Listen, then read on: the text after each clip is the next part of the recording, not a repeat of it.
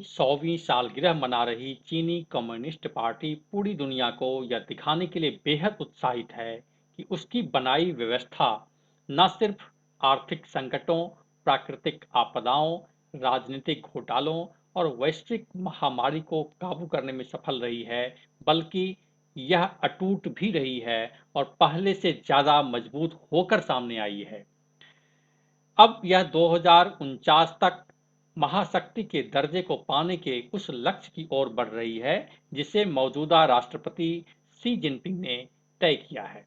अब ताजा अपडेट यह है कि चीन ही नहीं, पूरी दुनिया की अर्थव्यवस्था में जान फूंकने के लिए चीन की पीपुल्स बैंक ऑफ चाइना ने इस साल का सबसे बड़ा फैसला लेते हुए ब्याज दरें घटाने को हरी झंडी दिखाई है।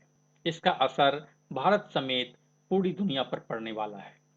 रिजर्व रिक्वायरमेंट रेशियो में आधी फीसदी की कटौती के इस फैसले से चीन के बैंकिंग सिस्टम में नकदी बढ़ जाएगी, लिहाजा बैंक ज्यादा कर्ज दे पाएंगे और ऐसे में कंपनियों की आर्थिक स्थिति बेहतर होगी। कंपनियां अपनी आमदनी बढ़ा पाएंगी, जो कोविड महामारी के दौर में फिसल कर काफी नीचे चली गई है। आर्थिक विशेषज्ञों का मानना है कि चीन की अर्थव्यवस्था में सुधार से भारत ही नहीं बल्कि पूरी दुनिया को फायदा मिलेगा।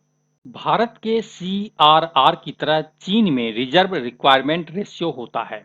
जब भी किसी संभावित खतरे का आभास होता है तो चीन का केंद्रीय bank People's Bank of China इसे घटाकर बैंकिंग सिस्टम में नकदी बढ़ा देता है। कोविड महामारी से दुनिया भर में मची आर्थिक अफरा तफरी के बीच चीन ने रिजर्व रिक्वायरमेंट रेशियो में 0.5% की कटौती की है। नई दरें आगामी 15 जुलाई से लागू होंगी। मीडिया रिपोर्ट्स की माने तो इस कटौती से 1 लाख करोड़ युआन की लिक्विडिटी बाजार में आएगी। माना जा रहा है कि इससे भारत के घरेलू बाजार में मेटल शेयरों में जोरदार तेजी आ सकती है।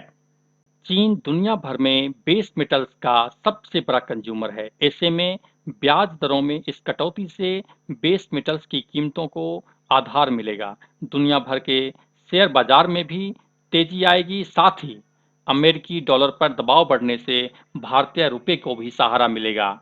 इसके अलावा सस्ती दरों पर चीन की इंडस्ट्री को कर्ज मिल सकेगा। इससे मैन्युफैक्चरिंग सेक्टर में तेजी आएगी। लिहाजा बेस मेटल्स यानी कॉपर, निकिल, जिंक, लेड और टिन की खपत बढ़ेगी। ऐसे में भारतीय कंपनियां भी इसका भरपूर फायदा उठा सकेंगी। सत्ता विमर्श ब्यूरो की रिपोर्ट।